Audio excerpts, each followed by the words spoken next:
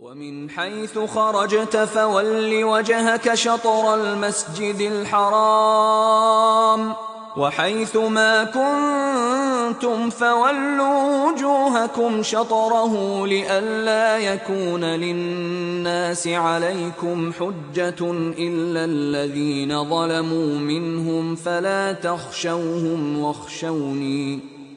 تخشوهم واخشوني ولأتم نعمتي عليكم ولعلكم تهتدون ومن حيث خرجت فول وجهك شطر المسجد الحرام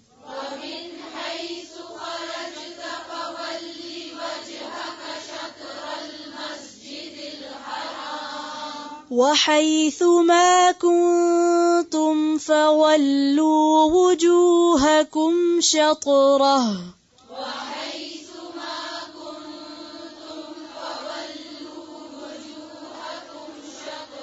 پھر سے پڑھیں وحيث ما كنتم فولوا وجوهكم شطره وجوهكم ہے اس کو آپ مارک کر لیں سرکل کر لیں پھر سے پڑھیں وحيث ما كنتم فولوا وجوهكم شطره لئلا يكون للناس عليكم حجة إلا الذين ظلموا منهم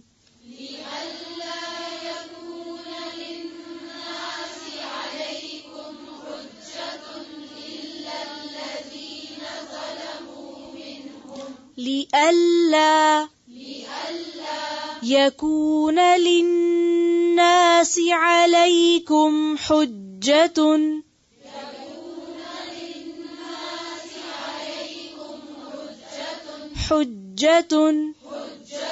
إلا الذين ظلموا منهم فلا تخشوهم واخشوني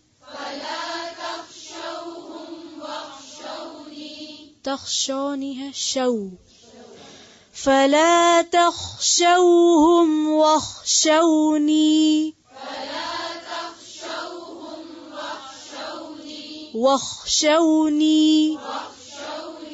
ولأتم نعمتي عليكم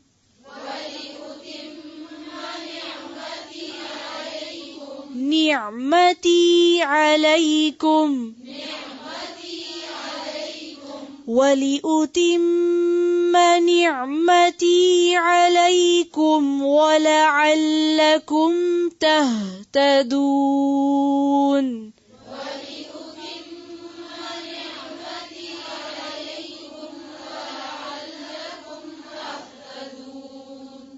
دیکھیں جیسے کسی حرف کے اوپر پیش کے ساتھ آگے واو آتا ہے نا تو اس کو لمبا کھینچتے ہیں، اسی طرح جب کسی حرف پہ زیر آئے اور آگے یا آئے، ٹھیک ہے، جیسے نعمتی، تا کے نیچے کیا ہے زیر اور آگے کیا آ رہا ہے تو اس کو بھی لمبا کھینچیں گے، ٹھیک ہے، اس کو نعمتی نہیں پڑھ سکتے، نعمتی اس یا کو بھی پڑھیں گے، لیکن ایک چیز کا خیال رکھنا کہ وہ یا اور وہ واو جو ہیں وہ ساکن ہو. چلیں پڑھیں وَلِأُتِمَّ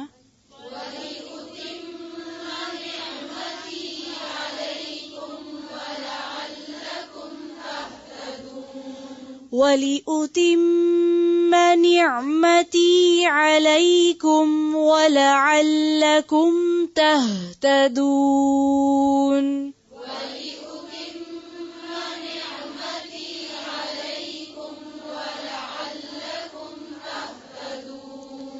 نعمت ہے یا نعمت ہے؟ نعمتی. وَلِأُتِمَّ نِعْمَتِي عَلَيْكُمْ وَلَعَلَّكُمْ تَهْتَدُونَ.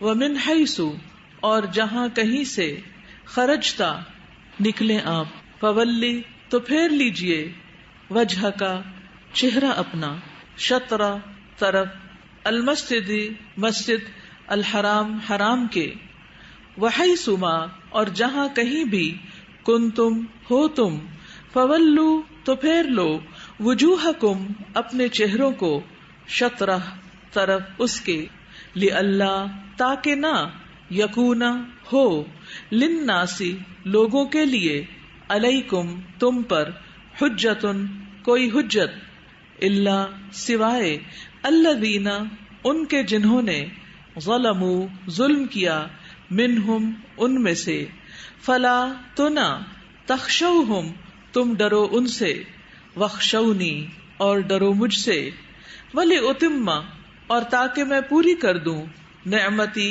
اپنی نعمت، علیکم تم پر، ولعلکم اور تاکہ تم، تہتدون تم ہدایت پا جاؤ۔ ومن حیث خرجت جہاں سے تم نکلو، فولی وجہک پھیر لو اپنے چہرے کو، شطر المسجد الحرام مسجد حرام کی طرف، وحیث ما کنتم جہاں کہیں تم ہو، یعنی اکیلے ہو اکٹھے ہو، فولو سب پھیر لو، یعنی اکٹھے نماز پڑھیں گے نا جماعت سے تو بھی، وجوہکم اپنے چہروں کو، شطرہ اسی کی طرف، لِأَلَّا یہ بھی کس طرح ہے، لی الگ ہے، ان الگ ہے، لا الگ ہے، یہ 3 حرفوں سے بنا ہے، لِأَلَّا تاکہ نہ، یکونا ہو، للناس لوگوں کے پاس، علیکم تمہارے خلاف، حجتن کوئی حجت، کیا حجت، کہ لوگ کبھی یہ نہ کہیں کہ یہ کیسے لوگ ہیں، گھر میں ہوتے ہیں تو کعبہ کی طرف منہ کر کے نماز پڑھتے، گھر سے باہر نکلتے ہیں تو جدھر جی چاہتا نماز پڑھتے منہ کر کے، نہیں، ہر جگہ تم تعین کرو سمت قبلہ کی، الا الذین ظلموا منہم مگر ان میں سے جو ظالم ہوئے، فلا تخشوہم تم ان سے مت ڈرو، واخشونی اور ڈرو مجھ سے، مجھ سے کس سے مراد، اور خشیت کون سا خوف ہوتا ہے، اللہ کا جو کسی کی عظمت کی وجہ سے، بڑائی کی وجہ سے، ولی اتم اور تاکہ میں پورا کر دوں، پیچھے پڑ چکے، اتمہ ہن وہی اتمہ، اتمہ شے بدلی، تے میم میم، نعمتی اپنی نعمت، علیکم تم پر، ولعلکم اور تاکہ تم، تہتدون تم ہدایت پا جاؤ، یعنی مقصد کیا ہے، قبلہ کے تبدیلی کا یا قبلہ مقرر کرنے کا، نمبر 1 نعمت کا اتمام کرنا، اور نمبر 2 ہدایت کا اہتمام، یعنی یہ ہدایت پانے کی جگہ ہے، ہدی للناس ہے نا۔ ومن حیث خرجت فول وجہک شطر المسجد الحرام، کتنی تاکید ہو رہی، جہاں ہو تم وہیں مسجد حرام کی طرف رخ کرو، حیث ما کنتم، اے مسلمانوں تم سب کے لیے ہی بات ہے، جہاں تم ہو اپنے چہروں کو مسجد حرام کی طرف کرو، لئلا یکونا تاکہ لوگوں کے لیے تم پر کوئی حجت باقی نہ رہے، کہ یہ ہے امت مسلمہ، کہیں کچھ یعنی کعبہ تو پھر ایک سمبل ہو جاتا ہے نا، اصل تو پھر مقصد حیات اہم ہے، الا الذین ظلموا منہم ان میں سے جو ظالم ہیں وہ تو کبھی نہیں رکیں گے، وہ تو کوئی نہ کوئی حجت تمہارے خلاف نکالے ہی رکھیں گے، فلا تخشوہم ان سے ڈرنے کی ضرورت نہیں، واخشونی مجھ سے ڈرو، اللہ کا ڈر ہر چیز پر غالب ہو، ولی اتم نعمتی علیکم اور تاکہ میں اپنی نعمت تم پر تمام کر دوں، مکمل کر دوں، ولعلکم تہتدون اور تاکہ تم سب ہدایت پا جاؤ۔ تو کیا مطلب ہے اس کا، کہ جب انسان کو ایک بات سمجھ آ جائے، اگر آپ کو یہ بات سمجھ آ گئی کہ آپ کی زندگی کا مقصد کیا ہونا چاہیے، تو پھر اس مقصد کو پورا کرنے کے لیے آپ کو کیا کرنا ہوگا، ایک ہی ٹپیکل رٹا رٹایا جملہ عمل عمل عمل کہتے رہتے ہیں سوچے سمجھے بغیر۔ یہاں سے دیکھیں، لوگوں کا ڈر دل سے نکالنا ہوگا، لوگوں کا ڈر دل سے نکالنا ہوگا، جب مقصد اہم ہوگا تو خود ہی نکل جائے گا۔ اللہ تعالیٰ فرمائے فلا تخشوہم مخالفت کرنے والوں سے مت ڈرو، وخشونی، مجھ سے ڈرو. جب یہ پتا ہو کہ واپس اللہ کے سامنے جانا ہے، لوگ کتنے دن ہمارا حساب لیں گے. اللہ سے ڈرنے کا مطلب کیا؟ لوگ نہیں ہمیں پسند کرتے یا نہیں اچھا لگتا ان کو، نہ صحیح، کیونکہ وہ ابھی سمجھے نہیں نا، ان کو پتہ ہی نہیں یہ کام کتنا ضروری ہے. تو فلا تخشوا، لوگوں کی باتوں کی پرواہ نہ کرو، وخشونی، مجھ سے ڈرو. دیکھیں کل قیامت کو جب ہم اللہ کے سامنے جا کے کھڑے ہوں گے، یہ جتنے ہمارے خلاف بولنے والے ہیں ان میں سے کون ہمارے پاس آئے گا اور ہمیں بچائے گا؟ دیکھیں نا، کوئی ہماری مخالفت اگر اس لیے کرے کہ ہم غلط کر رہے ہیں اور ہم سیدھے ہو جائیں اور ہم ان کی پیروی کرنا شروع کر دیں، ان کو راضی کرنا شروع کر دیں کہ نہیں یہ ناراض نہ ہو ہم سے، ہم ان کی رضامندی پہ چلتے ہیں، تو یہ بچائیں گے ہمیں کل قیامت کے دن؟ کوئی نہیں کام آئے گا. وخشونی، مجھ سے ڈرو، وَلِأُتِمَّ نِعْمَتِي عَلَيْكُمْ، تاکہ میں تم پر اپنی نعمت تمام کر دوں. یعنی یہ قبلے کی تبدیلی اصل میں نعمت کا تمام کرنا تھا، یعنی دین کی تکمیل کا سمبل تھا یہ. وَلَعَلَّكُمْ تَهْتَدُونَ، تاکہ تم ہدایت پا جاؤ. قبلے کا اہتمام تاکیدی چیزوں میں سے ہے، الا یہ کہ مجبور ہو جائے کہ وہ نہیں قبلے کا رخ متعین کر سکتا، ادروائز کیجولی اور لاپرواہی کے ساتھ ادھر ادھر منہ کر کے یہ کہہ دینا کہ ہر طرف اللہ موجود ہے، یہ درست نہیں. اپنی حد تک ضرور کوشش کریں اور اس کے بعد نہیں ملے تو اور بات.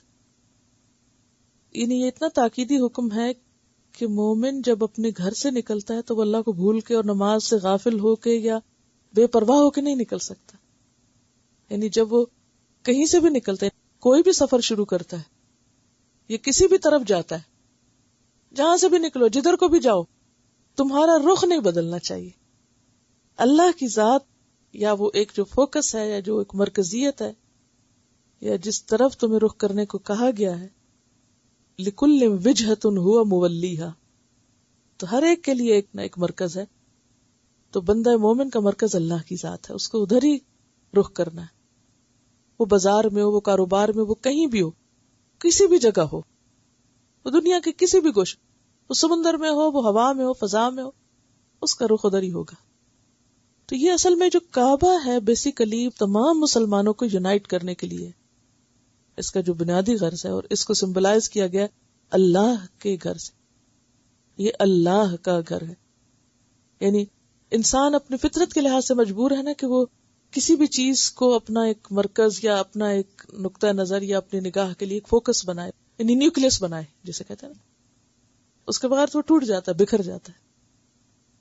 سروائیول کے لیے نیوکلیس کا ہونا ضروری ہے. تو بحیثیت امت مسلمہ کے فرد کے تمہارا سروائیول اس قبلے کو فوکس کرنے میں، سینٹر میں رکھنے میں. اور اس طرح اگر آپ گلوب کو سامنے رکھ کے دیکھیں نا، وہ بیچ میں قبلہ ہے اور پوری دنیا کے لوگ اس کے ارد گرد صفیں بنائے ہوئے. ایک صف وہ ہوتی ہے جو اس کے قریب بنتی ہے نا، حرم کے اگلی صف، اور پھر وہ ایک مسجد کے اندر، پھر وہ مکہ کے اندر، پھر وہ پوری دنیا کے اندر ایک. اگر آپ اوپر سیٹلائٹ سے دیکھیں اور اگر کسی طرح لوگ نمازیں پڑھتے نظر آئیں تو منظر کیا ہو. تو یہ ایک بہت زبردست فیلنگ ہے. اس لیے اس کی اتنی تاکید ہے کہ نہیں اگر تم نے منہ ادھر پھیر لیا اور ادھر پھیر لیا تو اس سے کیا ہوگا؟ توحید اتحاد کو جنم دیتا ہے. توحید سے، وننس سے اتحاد آتا ہے، یونٹی آتی ہے. اور اگر مرکز بدل گئے تمہارے تو توحید بھی باقی نہ رہے گی اور اتحاد ختم ہو جائے گا. یعنی قبلہ کیا ہے؟ مرکز عقیدت ہے نا ہمارا. ہم سب مسلمانوں کے قبلے سے، کعبے سے کیا غرض ہے، کیا تعلق ہے؟ ہماری عقیدتوں کا مرکز ہے، وہ محبتوں کی جگہ ہے. اور اللہ سے شدید محبت رکھنے والے بندے ابراہیم نے اس کو تعمیر کیا تھا اور اس بیوی بچے کو وہاں تنہا صحرا میں چھوڑا تھا، اس غرض کے لیے کہ ایک ایسی عمارت بنائی جائے کہ جو پوری دنیا کے مسلمانوں کو اکٹھا کر سکے. کہہ سکتے ہیں مصدر ہے، یعنی سورس ہے ہمارے لیے ایک انرجی کا یا ایک ایمان کا. وی belong ٹو اٹ، اور ہم اس کا ایک حصہ ہیں. فزیکلی ایک مرکز دے دیا گیا کہ یہ مرکز، اس کی طرف سب کا رخ ہوگا تو تم سب ایک رہو گے اور فرقہ واریت ختم ہوگی. وہیں پر وہی اتری، وہیں اللہ کے رسول صلی اللہ علیہ وسلم کو مبعوث کیا گیا. رہتی دنیا تک یہ جگہ مسلمانوں کے لیے کیا ہے؟ ایک سینٹر آف لائف ہے، سورس آف لائف ہے. لائف سے مراد ایمان کی زندگی مراد ہے. یہاں ایمان کی زندگی کا ایک سورس ہے، نیوکلیس ہے، اور اگر وہ باقی نہ رہے سب ٹوٹ جائے گا. یہ کوئی چھوٹی سی چیز نہیں ہے. اس لیے ایک دفعہ نہیں کئی دفعہ کہا گیا کہ ادھر ہی رخ رکھو، ادھر ہی دیکھو. جب تک ادھر رخ کرو گے تو بھٹکو گے نہیں، تفرقے میں نہیں پڑو گے.